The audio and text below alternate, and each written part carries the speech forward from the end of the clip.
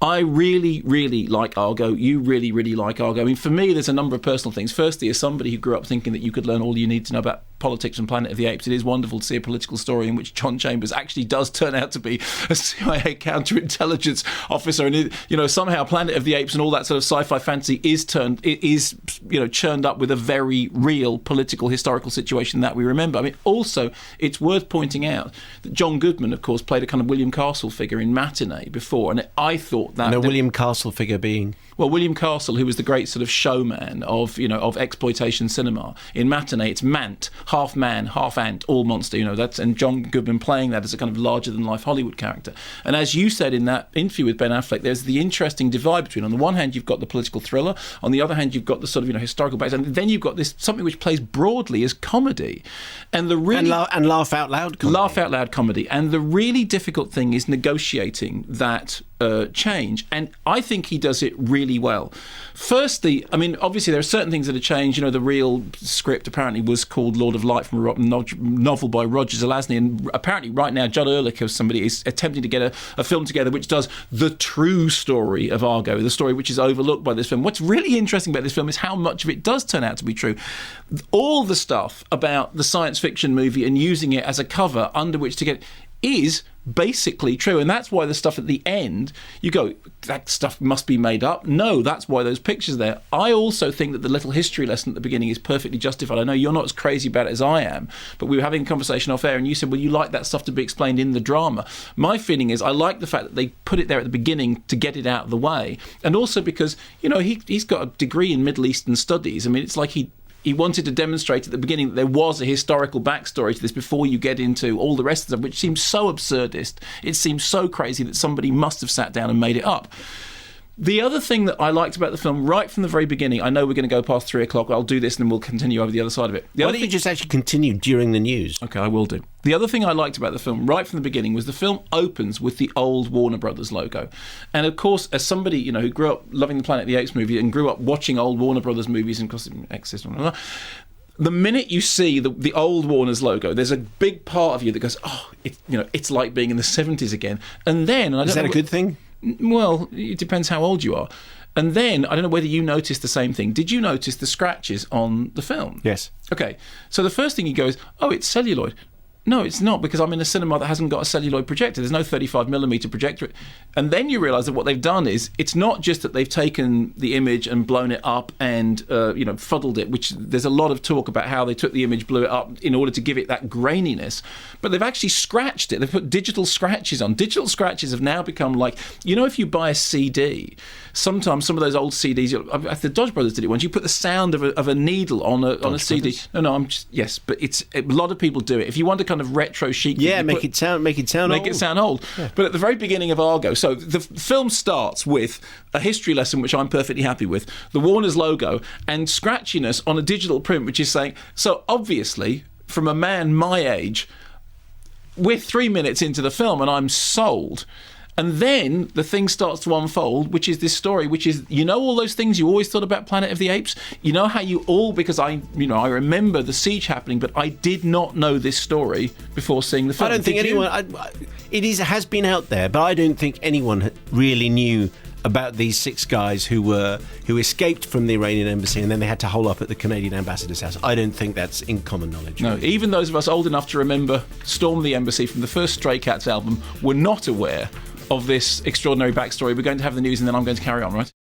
In terms of the filmmaking itself, it attempts to do a similar thing, which is that it attempts to bring together the thriller, the political thriller, the Hollywood satire, and, also the historical drama. As I said before, I think it does it brilliantly well. Now, one of the things that's interesting about it is that whereas all the really absurd stuff that you think must be made up turns out to be true, there are the whole idea that a science fiction movie really was used as a cover for this operation.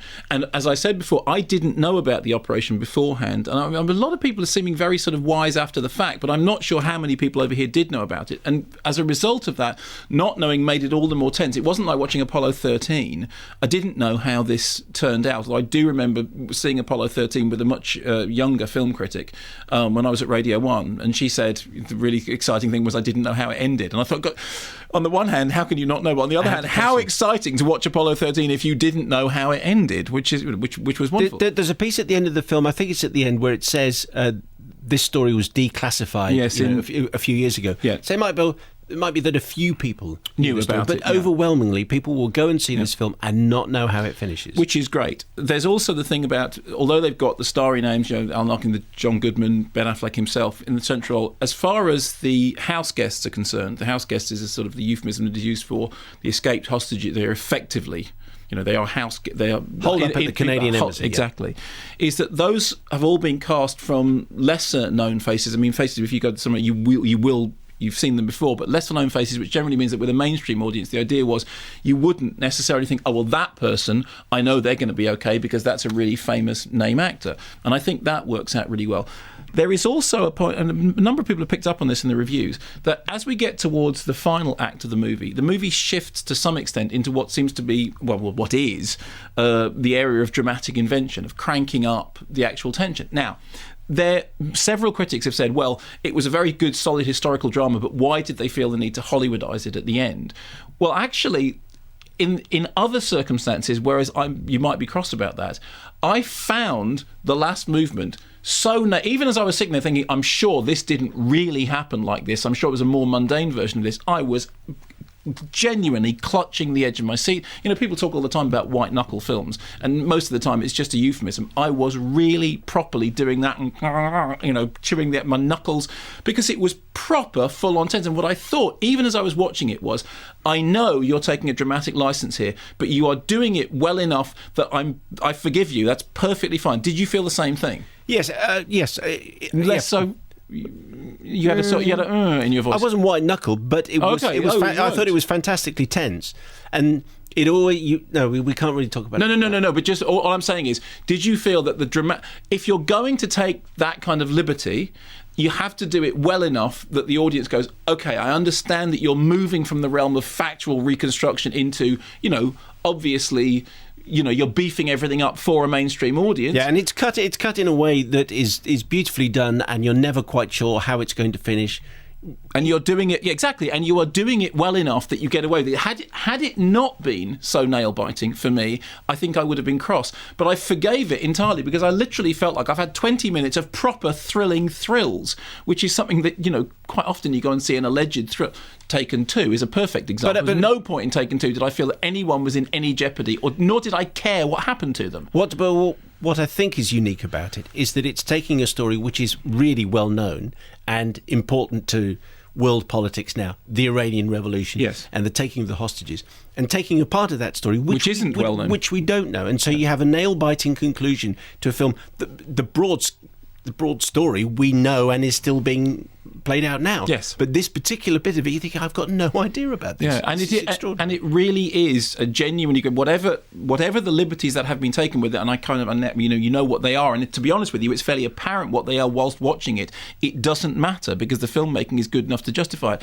For me, there's been a lot of stuff about Ben Affleck talking about the way in which he looked to 70s models, models of 70s cinema, in order to, he talks about, Pakula and Lumet and all that sort of stuff. It was interesting in that interview, incidentally, he referred to Scorsese as a 70s filmmaker. Scorsese just won an Oscar. He was a filmmaker in the 70s. I'm not entirely sure that Scorsese would still like to be referred to as a 70s filmmaker. He has had several decades of doing quite well. He won, didn't he? Yes. He did, yes. He finally won. And also a rather strange appearance of about 60 seconds of Dire Straits' Sultans of Swing in the soundtrack. Oh, yes, of course. Yeah. Because it was a hit in America before it was a hit over here. But you could still go, hang on, we're in Iran, and I've got Dire Straits beep. This is a strange one. But the one thing I was going to say, my one caveat is, there is a subplot amidst all the other things that are going on about Ben Affleck and his son. And clearly that's put there because it's a personal talisman for Ben Affleck, because he would have been the age that the kid was at the time that all this stuff happened. And it was a way of kind of tying back. If you're a kid fascinated by Star Wars and fantasy movies, this ties you somehow into the story. And that's the one thing, if it was a 70s movie, that story wouldn't play out in that way. I can't say how it would, but maybe after. I'll tell you what we'll do. As a podcast extra, I'll tell you how in a 70s movie that story would have played out. I don't think you can. In the podcast thing, we can say turn off, because no? Well, I don't know. We'll have to have, All right, fine. we'll have to have a meeting. We'll have a during the meeting. 4 o'clock We'll have a meeting about news. it. But so. Really well done filmmaking. There was a lovely story about, Ben Affleck growing all his own hair, in order to get into the character with the beard and the hair. And then months and months afterwards, he hadn't cut his hair. And somebody said, I can see he's still wearing the wig. It's not a wig. It is his own hair. It's a really solidly put together piece. It is exactly as that advert seems to imply.